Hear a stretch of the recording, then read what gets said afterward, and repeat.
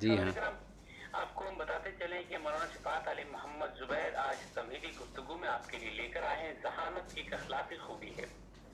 ذہانت کیا ہے؟ ذہانت کی اہمیت کیا ہے؟ انبیاء اور صحابہ کرام کی ذہانت کی قسمیں کیا ہوتی ہیں؟ ذہین افراد کی عادتیں کیا ہوتی ہیں؟ خود میں ذہانت کیسے پیدا کریں؟ اپنے بچوں کو ذہین کیسے بنائیں؟ جی ایسے ہاں نکات پر مولانا صفات علی محمد زبیر پرسر گفتگو. جی مولانا صاحب کیا کہیں گے؟ جی عبداللہ بھائی، ذہانت یا انٹیلیجنس دراصل غفلت، غباوت اور کند ذہنی کا اپوزٹ ہے. اور ذہانت کہتے ہیں کسی بھی چیز کا گہرائی سے علم حاصل کرنا، کسی چیز کا فوراً ادراک کر لینا اور تیزی سے اسے سمجھ لینا دراصل ذہانت ہے. ذہانت اخلاقی خوبیوں میں سے بہت بڑی خوبی ہے. یہ سلامتی کی کنجی اور پیچیدگی سے نکلنے کا سامان ہے. ذہین اپنی ذہانت سے خود فائدہ اٹھاتا ہے اور دوسروں کو بھی فائدہ پہنچاتا ہے. ذہانت کامیاب شخصیت کی پہچان ہے. ماشاء اللہ. کبھی کبھی آدمی طاقتور اور امانت دار ہوتا ہے لیکن اس میں ذہانت نہیں ہوتی، جس کی وجہ سے وہ اپنا کام مطلوبہ طریقے سے انجام نہیں دے سکتا. اسی لیے امام راضی رحمۃ اللہ علیہ کہتے ہیں کہ قوت اور امانت حصول مقصود کے لیے کافی نہیں جب تک کہ اس کے ساتھ ذہانت اور عقل مندی نہ ملے. ماشاء اللہ، سبحان اللہ. انسانوں میں انبیاء کرام کی شخصیت بڑی ذہانت کی مالک رہی ہے. خاص طور پر حضرت سلیمان علیہ السلام بہت ذہین تھے. قرآن کریم میں حضرت سلیمان علیہ السلام کی ذہانت کا ایک قصہ بیان کیا گیا ہے. دو لوگ تھے، ایک کے پاس انگور کا باغ تھا اور دوسرے کے پاس بکریاں تھیں. باغ پھلدار تھا. ایک رات بکری والے کی بکریاں باغ میں گھسیں، باغ کو روند ڈالیں اور بہت زیادہ نقصان پہنچا گئیں.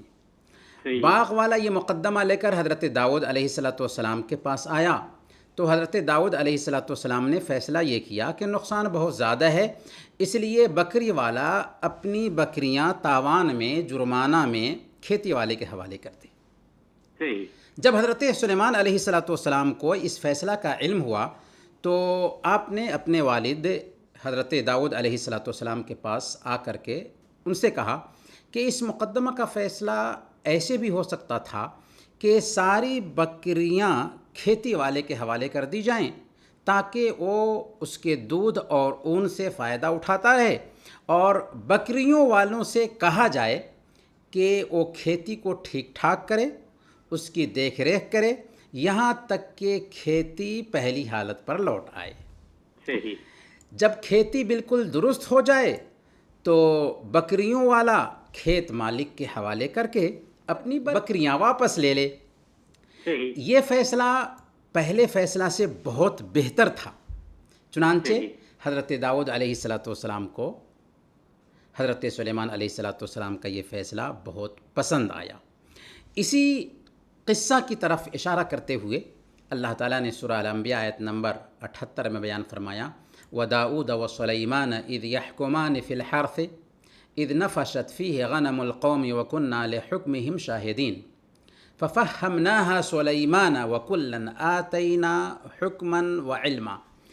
اور داؤد اور سلیمان علیہ السلام کو یاد کیجئے جب کہ وہ کھیت کے معاملہ میں فیصلہ کر رہے تھے اور کچھ لوگوں کی بکریاں رات کو اس میں چر چگ گئی تھیں.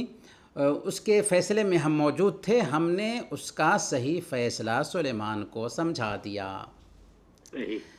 تو گویا کہ اس میں حضرت سلیمان علیہ السلام کی ذہانت جھلک رہی ہے.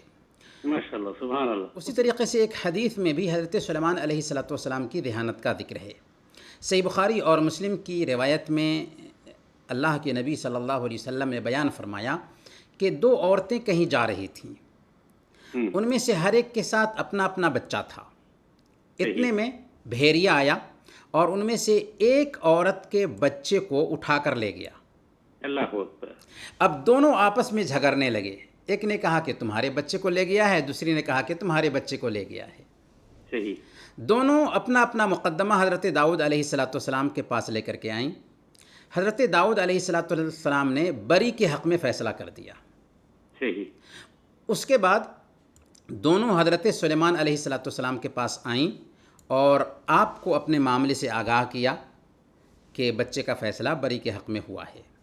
حضرت سلیمان علیہ السلام نے کہا کہ چھری لاؤ، میں اس بچے کے 2 ٹکڑے کر کے دونوں میں آدھا آدھا تقسیم کر دیتا ہوں. اللہ اکبر.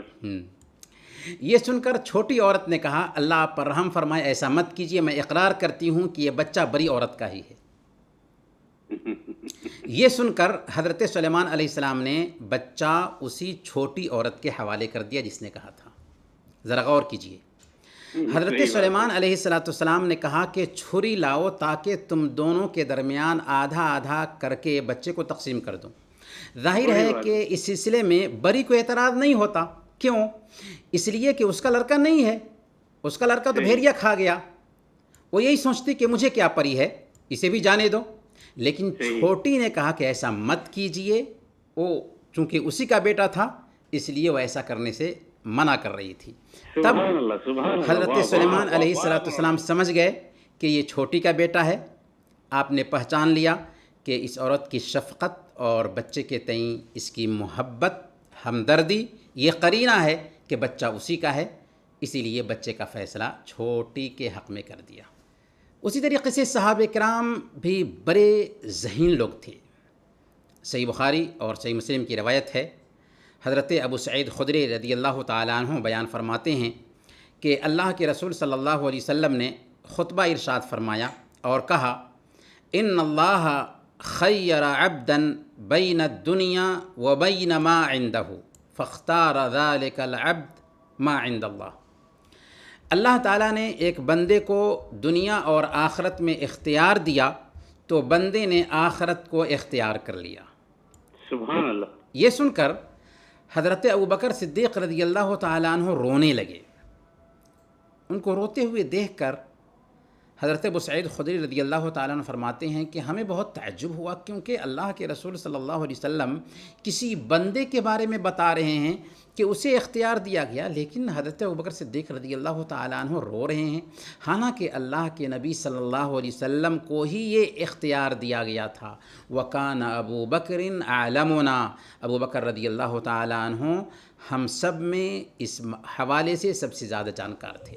گویا حضرت ابوبکر صدیق رضی اللہ تعالیٰ عنہ کے سامنے میں جب اللہ کے نبی صلی اللہ علیہ وسلم یہ بات کہتے ہیں کہ ایک بندے کو اللہ تعالیٰ نے اختیار دیا دنیا اور آخرت میں تو اس نے آخرت کو پسند کر لیا، یہ سنتے ہی حضرت ابوبکر صدیق رضی اللہ تعالیٰ عنہ کی ذہانت یہ بھانپ لیتی ہے کہ اللہ کے نبی صلی اللہ علیہ وسلم کی وفات کا وقت بہت قریب ہے.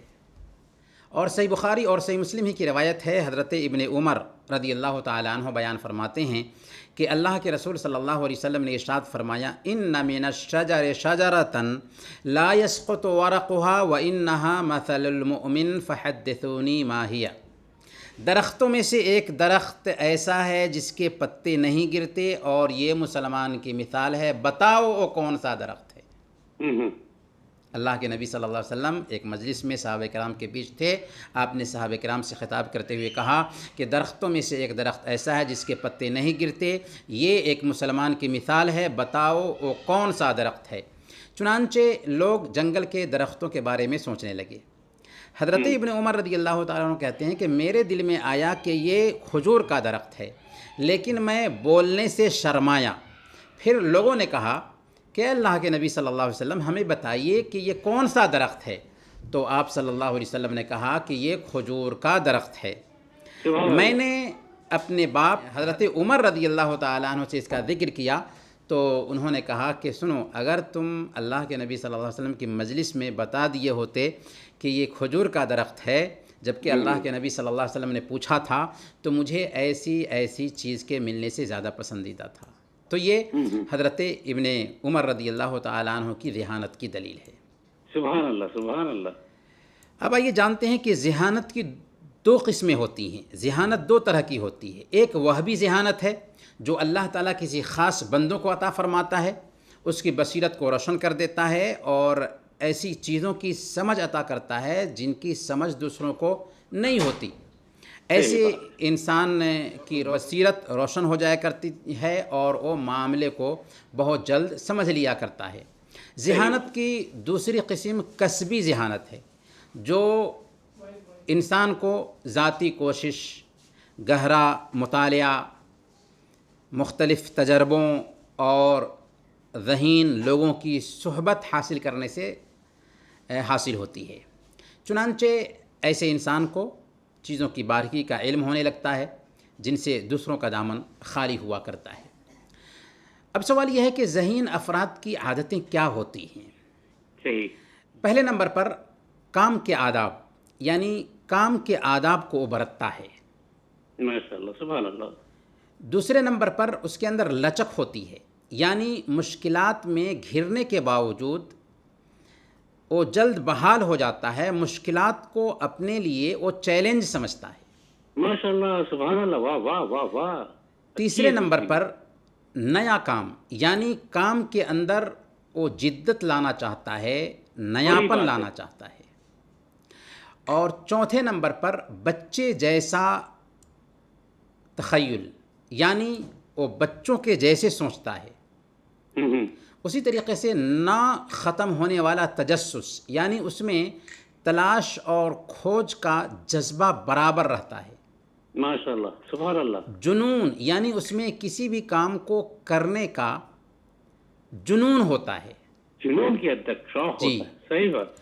اور ارد گرد کے ماحول سے الگ تخلیقی صلاحیت، یعنی وہ آس پاس کے لوگوں سے بالکل الگ تخلیقی صلاحیت رکھتا ہے. اللہ اکبر، سبحان اللہ، سبحان اللہ.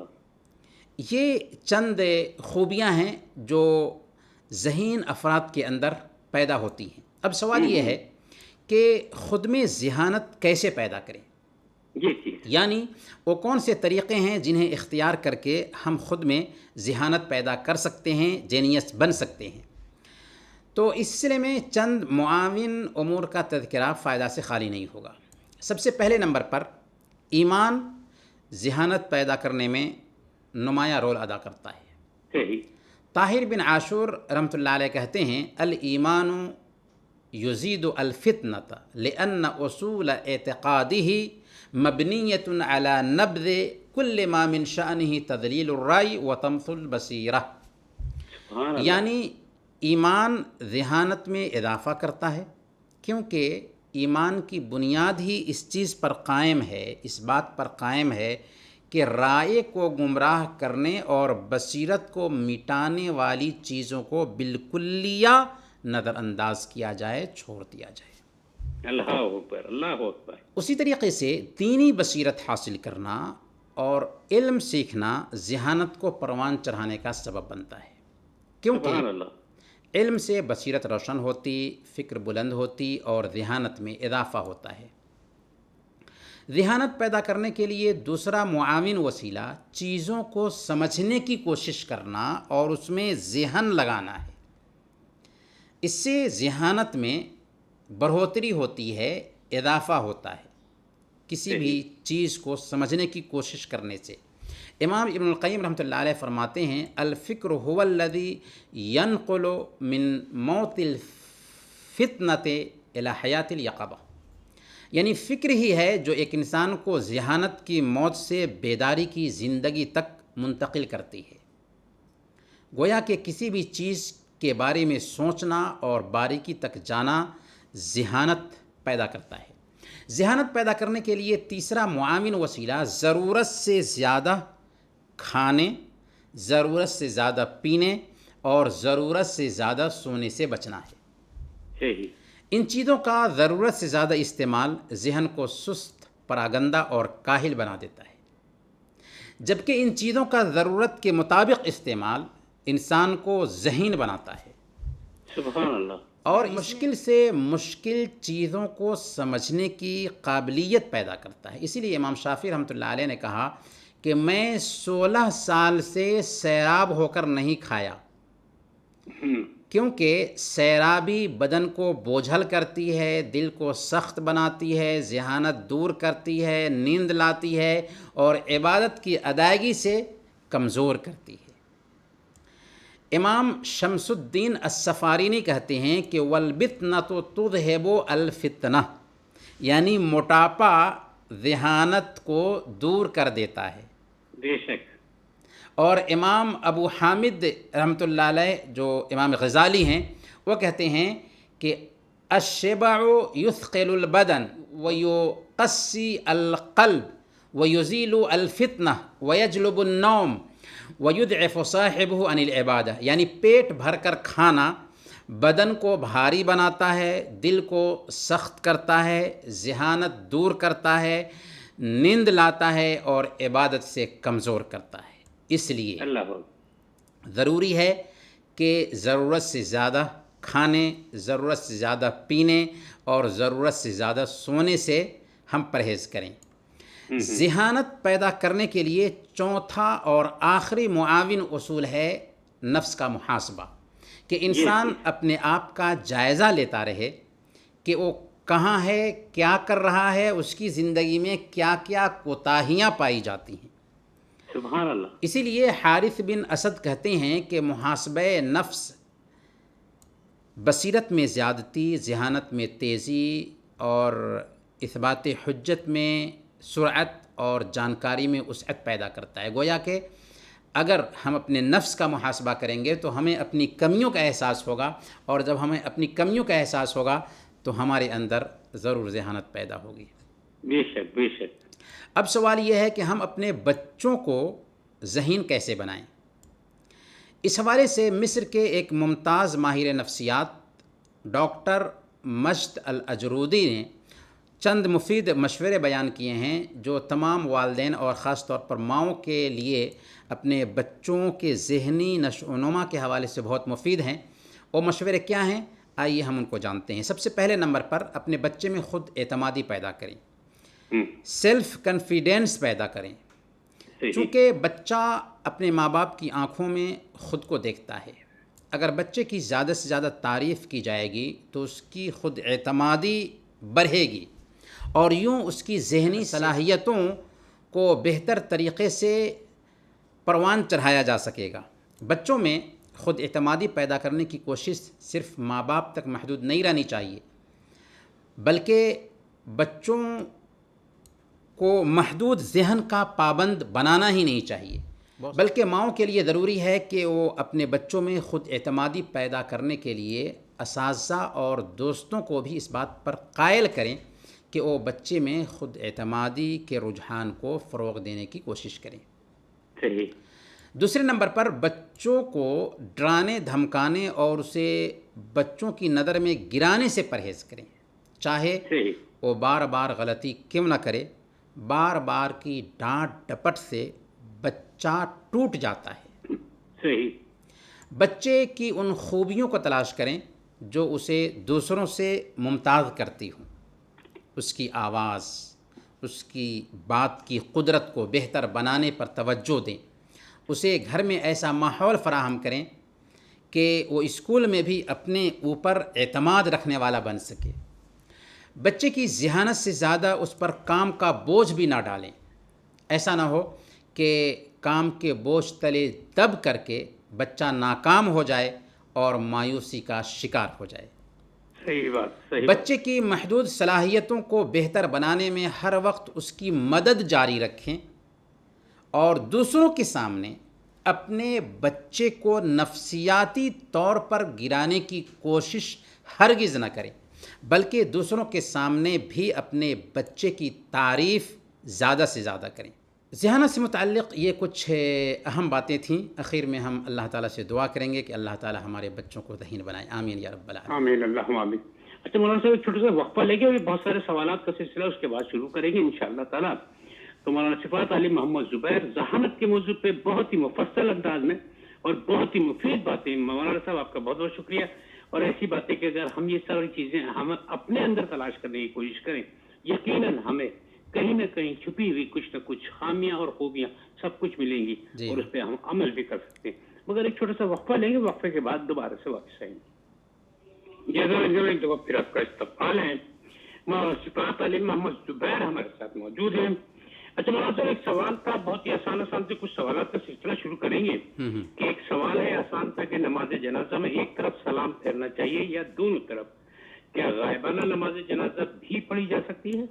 جی ہاں، نماز جنازہ میں ایک طرف سلام پھیرنا بھی اللہ کے نبی صلی اللہ علیہ وسلم سے ثابت ہے، اور دونوں طرف سلام پھیرنا بھی ثابت ہے۔ عرب میں دیکھیں گے عام طور پر ایک سلام پھیرا جاتا ہے، اور پاک و ہند میں دونوں طرف سلام پھیرنے کا رجحان ہے، اور دونوں حدیثیں ثابت ہیں، اس لیے دونوں میں سے جس پر عمل کرنا چاہے ایک بندہ کر سکتا ہے، دونوں کی گنجائش ہے، اس معاملے میں وسعت ہے۔ رہی بات جی ہاں، رہی بات غائبانہ نماز جنازہ پڑھنے کی، تو اس حوالے سے دلیل صحیح بخاری کی وہ حدیث ہے جس میں آتا ہے کہ اللہ کے نبی صلی اللہ علیہ وسلم نے نجاشی کی موت کی خبر دی اور آپ نے اس کے جنازے کی نماز پڑھی، تو اس سے پتہ یہ چلتا ہے کہ اللہ کے نبی صلی اللہ علیہ وسلم نے نجاشی کے جنازے کی نماز پڑھی تھی۔ لیکن اس کے بعد کیا اللہ کے نبی صلی اللہ علیہ وسلم نے کسی اور کے بھی جنازے کی غائبانہ نماز پڑھی، یا صحابہ کرام نے کسی کے غائبانہ نماز جنازہ کا اہتمام کیا؟ اس کا ثبوت نہیں ملتا ہے۔ اس لیے اس سلسلے میں راجح بات یہ کہی جا سکتی ہے کہ اگر کوئی شہرت رکھنے والا آدمی ہے، اونچی شخصیت ہے، تو اس کی غائبانہ نماز جنازہ کا اہتمام کیا جائے، لیکن ہر ایک کے غائبانہ نماز جنازہ کا اہتمام کرنا بہرحال بہتر نہیں ہے، لیکن کرتے ہیں تو کوئی حرج کی بات نہیں۔ ٹھیک ہو گیا۔ اچھا مولانا صاحب ایک سوال اور ہے کہ اسلام میں جہیز کی کیا اہمیت ہے، اس کے بارے میں کچھ جی، اسلام میں شادی بہت آسان ہے۔ شادی میں شوہر پر دو طرح کی ذمہ داری عائد ہوتی ہے، مہر کی ادائیگی اور دوسرے نمبر پر ولیمہ کرنا۔ لڑکی والوں پر کوئی بوجھ آتا ہی نہیں ہے۔ عرب میں بھی آج تک الحمدللہ اسی انداز میں شادی ہوتی ہے، لیکن بر صغیر ہند و پاک کے لوگ ہندو تہذیب سے متاثر ہونے کی وجہ سے جہیز کی لعنت کے شکار ہیں۔ جہیز کا اسلام سے کوئی تعلق سرے سے ہے ہی نہیں۔ آج یہی جہیز کی لعنت ہے جس کی وجہ سے ہماری بیٹیاں رحمت بننے کی بجائے ہمارے سماج میں زحمت بنی ہوئی ہیں۔ صحیح بات ہے۔ ہزاروں ماں باپ ہیں جو جہیز کا انتظام نہ کرنے کی وجہ سے اپنی بچیوں کی شادی نہیں رچا پا رہے ہیں، اور یہ بچیاں اپنی جوانی کھو رہی ہیں۔ یاد رکھیں، جہیز لینا رشوت لینا ہے، اور اللہ کے نبی صلی اللہ علیہ وسلم کی حدیث ہے، لعن رسول اللہ صلی اللہ علیہ وسلم الراشی والمرتشی والرائش۔ اللہ کے نبی صلی اللہ علیہ وسلم نے رشوت لینے والے، دینے والے اور رشوت کا معاملہ طے کرنے والے سب پر لعنت بھیجی ہے۔ جہیز لینا دوسرے نمبر پر حرام ہے، ناجائز ہے، اور اللہ کے نبی صلی اللہ علیہ وسلم نے فرمایا کل لحم نبت من سحت فالنار اولا بہ، کہ ہر وہ گوشت جو حرام مال سے پلے اس کے لیے جہنم کی آگ بہتر ہے۔ بلکہ جہیز لینا مہذب انداز میں بھیک مانگنا ہے، بھیک مانگنا ہے۔ اللہ اکبر، اللہ اکبر۔ آج لڑکے والے لڑکی والیوں سے مہذب انداز میں بھیک مانگتے ہیں، بھیک، اور اس پر عجیب بات یہ ہے کہ فخر بھی کیا جاتا ہے۔ افسوس ہے ایسے والدین پر۔ اس لیے ہم اپنی اس بات میں آواز دیں گے ان نوجوانوں کو جو ابھی شادی نہیں کیے ہیں کہ وہ ہندو تہذیب کی اس لعنت کو مسلم سماج سے ہٹائیں، عہد کریں کہ وہ بغیر جہیز کے شادی کریں گے، بغیر شہر آمین یا رب۔ کریں گے۔ صحیح ہو گیا مولانا صاحب۔ اچھا مولانا صاحب ایک سوال اور بھی ہے کہ گولڈ انسٹالمنٹ پہ لیا جا سکتا ہے؟ سونے کی بات ہو رہی ہے کہ میکنگ چارجز نہیں لگتا ہے کیونکہ اس پہ، تو کیا وہ انسٹالمنٹ پہ لیے جا سکتے ہیں؟ جی، انسٹالمنٹ پہ اگر دوسرا کوئی سامان خرید رہے ہیں تو اس بات کی گنجائش پائی جاتی ہے۔ شرط یہ ہے کہ تاخیر سے اس کی ادائیگی کی صورت میں کمپنی نے اس پر انٹرسٹ نہ ڈالا ہو۔ انسٹالمنٹ پہ سامان خریدا جا سکتا ہے، لیکن اگر گولڈ کی خریداری کی بات ہوگی تو نہیں خریدا جا سکتا۔ اس کو فرق کر کے سمجھنا بہت ضروری ہے۔ یعنی اگر کوئی آدمی گولڈ خرید رہا ہے تو گولڈ خریدتے وقت ہاتھوں ہاتھ رقم کی ادائیگی ضروری ہے۔ اس میں تاخیر نہیں چلتی. یعنی اگر گولڈ کا مالک یہ کہتا ہے کہ انسٹالمنٹ میں تم گولڈ خرید لو تو آپ کے لیے خریدنا جائز نہیں ہوگا، چاہے میکنگ چارج لگے یا میکنگ چارج نہ لگے. کیوں؟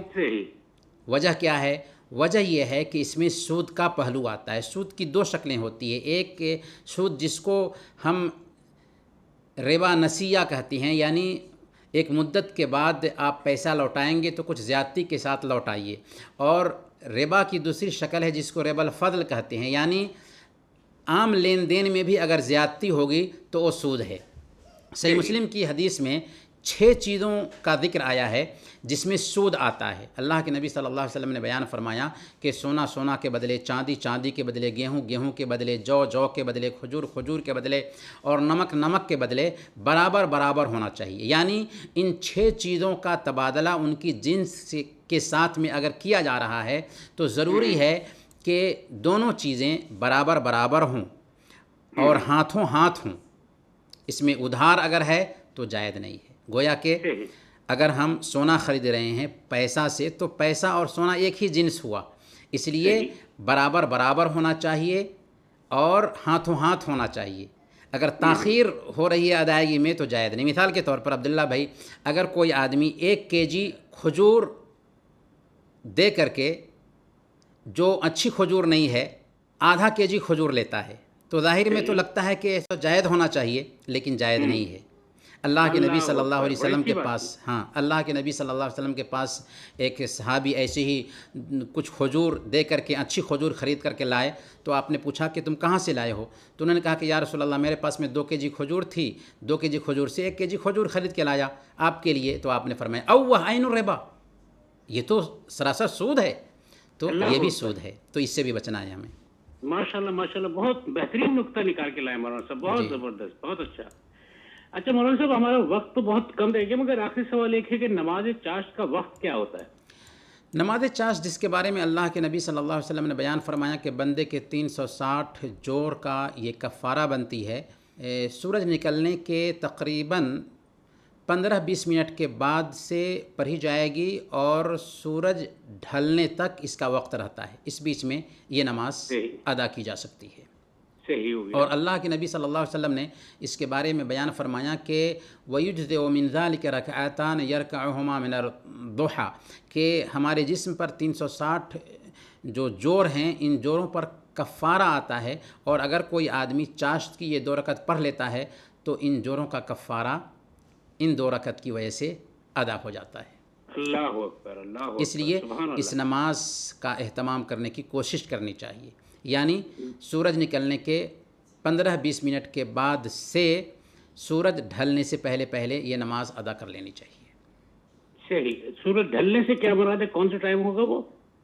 یعنی سورج ڈھلنے زوال دوپہر میں، دوپہر میں جو زوال کا وقت ہوتا ہے اس سے پہلے پہلے یہ چاشت کا وقت ہوتا ہے.